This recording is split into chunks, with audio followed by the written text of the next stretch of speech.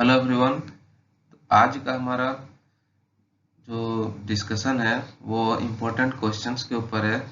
Fundamental of investment पे जो paper DSC 4 है रांची यूनिवर्सिटी के सिलेबस का, सेमेस्टर 6 या फाइनल सेमेस्टर कह सकते हैं बीकॉम में, और अदर सब MBA या MCOM में भी हो सकते हैं किसी यूनिवर्सिटी का पेपर।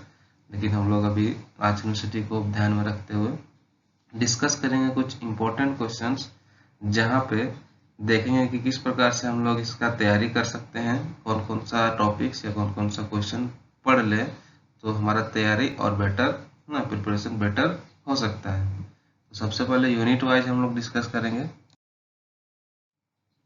तो पहला यूनिट है हमारा द इन्वेस्टमेंट इन्वायरमेंट।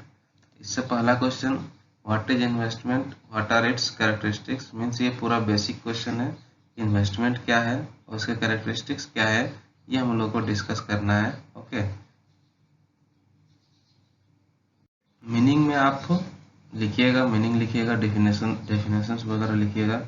कैरेक्टरिस्टिक्स वही हो गया फीचर्स या फिर जो फैक्टर्स है जो इन्वेस्टमेंट को अफेक्ट करते हैं, जैसे रिटर्न हो गया, रिस्क हो गया, लिक्विडिटी, मार्केटेबिलिटी, टैक्स बेनिफिट्स, ये सारा चीज आपका कैरेक्टरिस्टिक्स है। तो एक बार देख लीजिएगा अपने से, है ना, नोट्स वगैरह। नेक्स्ट हमारा what are the investors objectives in investing his funds in the stock market. यहाँ पे इन्वेस्टर का ऑब्जेक्टिव क्या है आपका स्टॉक मार्केट में इन्वेस्ट करने का, कि क्यों इन्वेस्टर इन्वेस्ट करते हैं स्टॉक मार्केट में, ये डिस्कस कर लीजिएगा।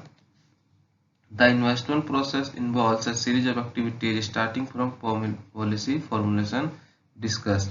इसमें क्या है कि आपको प्रोसेस देखना है, क्या इन्वेस्टमेंट प्रोसेस, किस प्रकार से इन्वेस्टमेंट का हम लोग इन्वेस्टमेंट का डिसीजन फाइनल तक पहुंचते हैं with the starting of policy formulation. Mean सबसे पहले इन्वेस्टमेंट पॉलिसी सेट करेंगे, फिर इन्वेंट्री ऑफ सिक्योरिटी बिल्डअप होगा, फिर सिक्योरिटी एनालिसिस का परफॉर्म करेंगे हम लोग, फिर पोर्टफोलियो कंस्ट्रक्ट करेंगे, फिर पोर्टफोलियो का रिवीजन करेंगे, देखेंगे कि पोर्टफोलियो ठीक है कि नहीं, लास्ट में हम लोग इवेल्युएशन करके उसमें इन्वेस्ट कर सकते हैं। तो मतलब इन्वेस्टमेंट का ये प्रोसेस यहाँ पे लिखना है। नेक्स्ट क्वेश्चन है हमारा,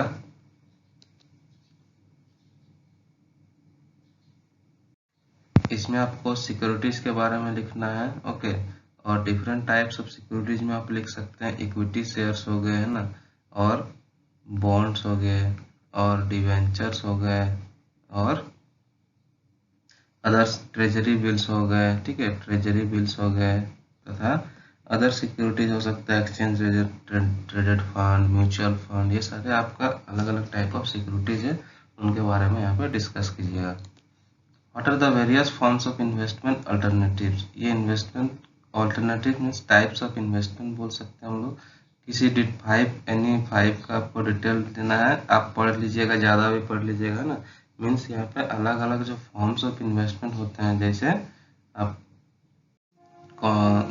कमोडिटीज होते हैं, रियल एसेट्स होते हैं, और फाइनेंशियल एसेट्स होते हैं। तो वो आपका मेन 3 हेडिंग हो जाएगा कि कमोडिटीज, रियल एसेट्स और फाइनेंशियल एसेट्स। और इनके अंदर बहुत से फाइनेंशियल एसेट्स में जैसे अभी देखा ना, टाइप्स ऑफ सिक्योरिटीज जो था वो सारा होगा। रियल एसेट्स में जो हम लोग रियल आपका गोल्ड हो गया, सिल्वर हो गया, जो भी चीज़ है उस चीज़ में इन्वेस्टमेंट होगा। कमोडिटीज में इन्वेस्टमेंट होगा। तो ये सारा चीज़ टाइप्स आप लिख दीजिएगा कि इसमें टाइप्स ऑफ इन्वेस्टमेंट है, ये जो इन्वेस्टमेंट अल्टरनेटिव का बात हो रहा है। Describe the function of stock exchange. Stock exchange का फंक्शन को डिस्क्राइब करना है, ये आप लोग अच्छी तरह से बहुत बार पढ़ चुके हैं, बहुत बार आप एग्जामिनेशंस में भी लिखे होंगे। ओके, फिर हमारा यहाँ पे आता है what is risk, what is the difference between systematic risk and unsystematic risk.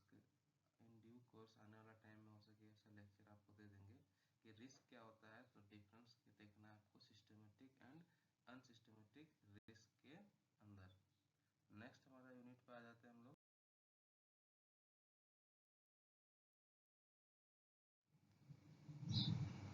Next हमारा unit 2 fixed income securities.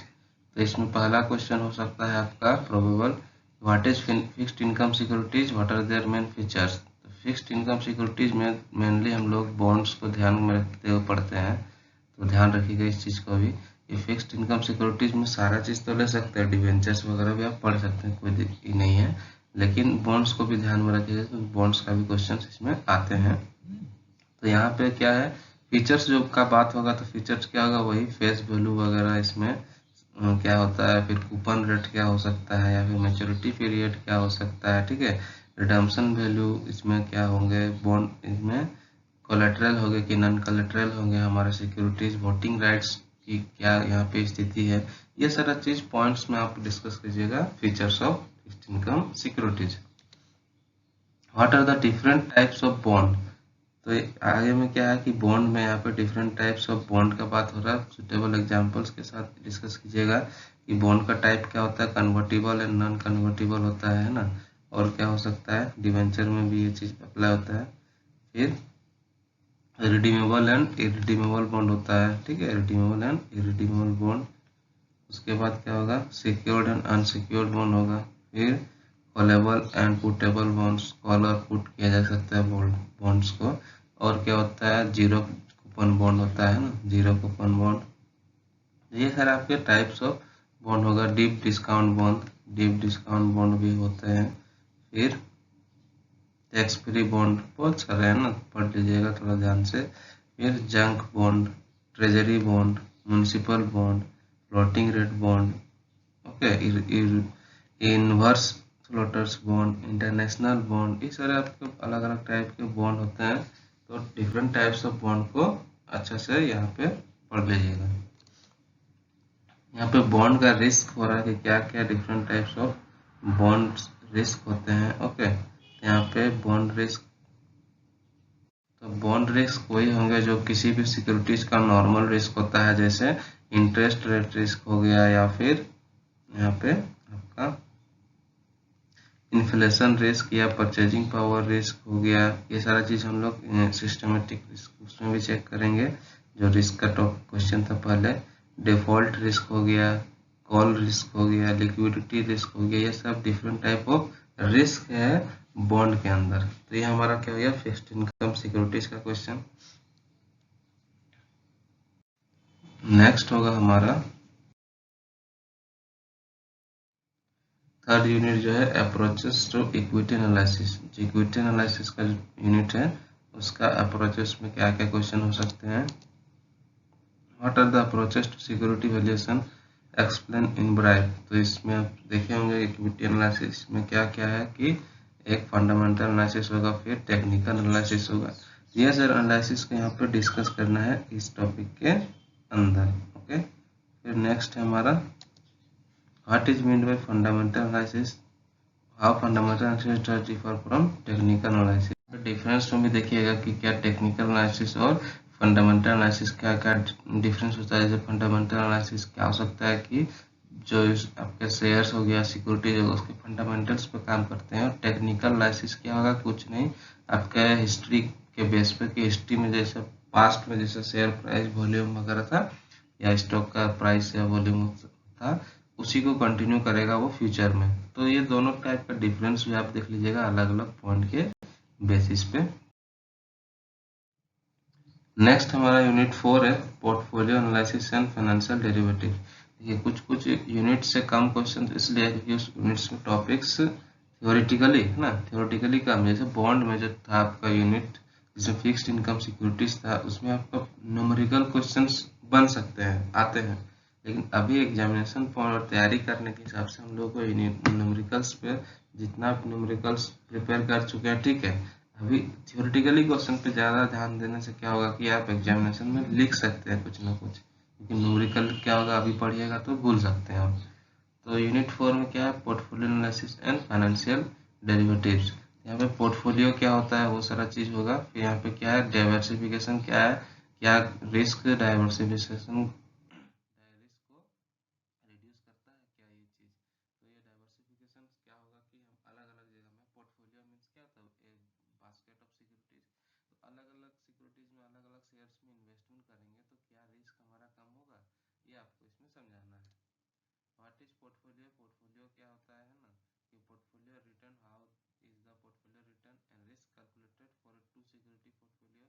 Return और रिस्क दोनों इसमें डिस्कस करना है किस प्रकार से टू सिक्योरिटी मतलब सिर्फ दो ही सिक्योरिटी है ए एंड बी उस पोर्टफोलियो में, तो उसको किस प्रकार से हम लोग रिटर्न और रिस्क कैलकुलेट कर सकते हैं, यह डिस्कस करना होगा कंपैरिजन करके। Next, the more stock in portfolio the greater the degree of diversification. Is this statement always true, only sometimes true or never true?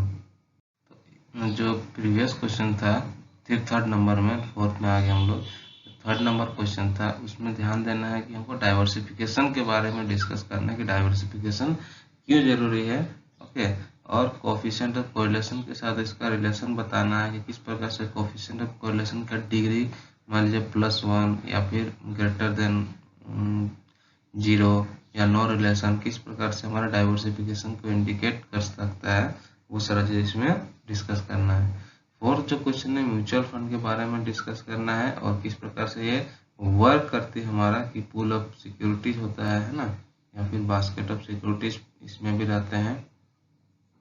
तो इसमें अलग रहता है म्यूचुअल फंड में कि हम लोग इंडिविजुअली अपने से यहाँ पे अलग अलग फंड्स में इन्वेस्टमेंट नहीं करते हैं, बस एक म्यूचुअल फंड सिलेक्ट करते हैं, पूल बोल सकते हैं हम लोग, है ना। उस पूल को किसको दे देते हैं, फंड्स मैनेजर को ना। फंड्स मैनेजर के पास होता है, फंड्स मैनेजर क्या करते हैं, अलग अलग सिक्योरिटीज में इन्वेस्ट कर देते हैं, अलग अलग टाइप ऑफ सिक्योरिटी, इक्विटी हो गया, डेब्ट्स हो गया। फिर क्या होगा, इनकम और डिविडेंड उससे जनरेट होगा, और इनकम और डिविडेंड हम लोग को फिर वापस से पेमेंट हो जाता है या रिसीव हो सकता है। तो ये वर्क जो होगा, हाउ डज इट वर्क, उसमें प्रोसेस लिखना होगा, और म्यूचुअल फंड का मीनिंग डेफिनेशन लिख सकते हैं। यहाँ पे फिर नेक्स्ट क्वेश्चन है, what are the mutual fund, different types of mutual fund scheme. यहाँ पे अलग अलग जो स्कीम्स है म्यूचुअल फंड के, वो सारा हम लोग को डिस्कस करना है। तो म्यूचुअल फंड के बारे में पहले लिखिएगा, फिर उसमें अलग अलग स्कीम लिखिएगा। जैसे स्ट्रक्चर हो गया, स्ट्रक्चर के बेस पे स्कीम होता है, open ended fund, close ended fund, है ना। फिर ऑब्जेक्टिव के बेसिस पे स्कीम होता है कि इनकम स्कीम चाहिए कि ग्रोथ चाहिए, बैलेंस चाहिए, मार्केट मनी मार्केट स्कीम हो गया। और कुछ अदर्स भी होता है, जैसे टैक्स सेविंग होता है स्कीम, या सेक्टर वाइज होता है, या इंडेक्स स्कीम होता है। तो ये अलग अलग टाइप की स्कीम्स यहाँ पे डिस्कस कीजिएगा। नेक्स्ट है evolution and growth of mutual fund in India. Mutual fund से क्वेश्चन एक तो पक्का आना ही है आपको, इसलिए 3 क्वेश्चन किए हैं। यहाँ पे ग्रोथ करना है कि शुरुआत कहाँ से हुआ, फर्स्ट फेज क्या था 1964 से 1987, उसके बाद आपका 87 से 93, फिर 93 से 2003, फिर फोर्थ पे 2003 से आगे तक। ये ग्रोथ और इवोल्यूशन आपको म्यूचुअल फंड के बारे में लिखना है। लास्ट जो हमारा यूनिट है यहाँ पे इन्वेस्टर्स का, यहाँ तक इन्वेस्टमेंट तक हम लोग पढ़ लिया। कब इन्वेस्टमेंट कर लिया कोई इन्वेस्टर, तो इन्वेस्टर प्रोटेक्शन उसको किस प्रकार से मिलेगा। तो सेबी यहाँ पे ध्यान दीजिएगा, सेबी का ज्यादा क्वेश्चन बनेगा कि एक्सप्लेन करना है सेबी के बारे में, रेगुलेटर ऑफ कैपिटल मार्केट किस प्रकार है, मीन्स इसका फंक्शंस लिखना है। ठीक है, पहले तो मीनिंग डेफिनेशन लिखिएगा, फिर फंक्शन ऑफ सेबी लिखिएगा, फिर इसमें ऑब्जेक्टिव्स सेबी का डिस्कस कीजिएगा। फिर ऑर्गेनाइजेशनल स्ट्रक्चर आप थोड़ा सा इसमें पढ़ सकते हैं सेबी के बारे में, सेबी में किस प्रकार से काम करते हैं। जो 24 या 25 मेंबर्स होते हैं सेबी के मेन ऑर्गेनाइजेशन में, है ना, बोर्ड उधर आपके टॉप लेवल मैनेजमेंट में, तो वो आप बताइएगा किस प्रकार से होते हैं। फिर how do you mean by investor protection, investor protection को कैसे आप डिफाइन कर सकते हैं। इसमें रोल आप डिस्कस कीजिएगा किसका, सेबी का, in regard of investor protection. ठीक है, ये सारे आपको क्या होंगे, छोटे छोटे कुछ क्वेश्चंस हो गए जो आपको पढ़ने से एग्जामिनेशन पॉइंट में, एग्जामिनेशन में आप अच्छा से स्कोर कर सकते हैं। आपका प्रिपरेशन ओवरऑल कंप्लीट हो सकता है, मिला जुला के आप आंसर्स लिख सकते हैं, एग्जैक्ट क्वेश्चन ना भी आए तो। ओके, फिर अगर हम लोग कहें कि कुछ जो शॉर्ट नोट्स होते हैं, शॉर्ट टॉपिक, शॉर्ट नोट्स जो आते हैं उसमें क्या क्या पढ़ सकते हैं, तो वो भी थोड़ा डिस्कस करते हैं हम लोग। शॉर्ट नोट्स में क्या क्या टॉपिक डिस्कस कर सकते हैं हम लोग देखते हैं यहाँ पे। तो हो सकता है डाइवर्सिफिकेशन, है ना, डाइवर्सिफिकेशन पढ़ लीजिएगा कि डाइवर्सिफिकेशन शॉर्ट नोट्स में कैसे लिख सकते हैं।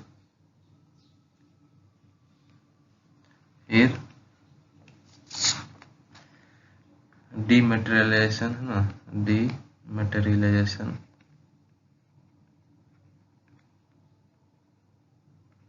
फिर आप क्या पढ़ सकते हैं, सेंसेक्स, सेंसेक्स डिस्कस कर लीजिएगा। फिर सिस्टमेटिक रिस्क,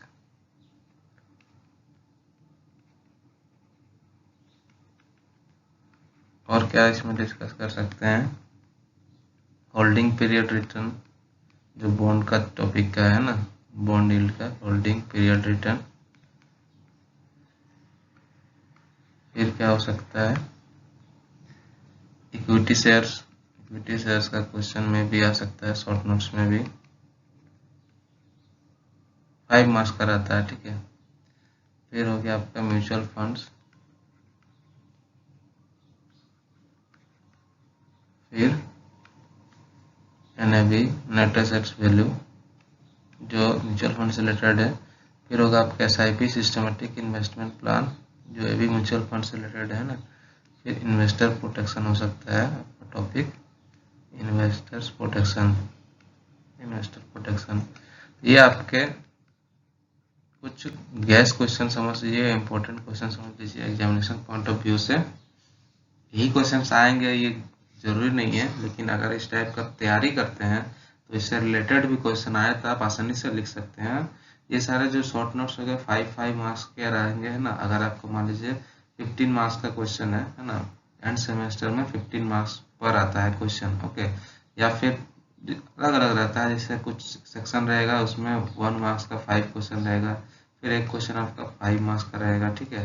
यहाँ पे कितना हो जाएगा 5, ये हो जाएगा आपको 5।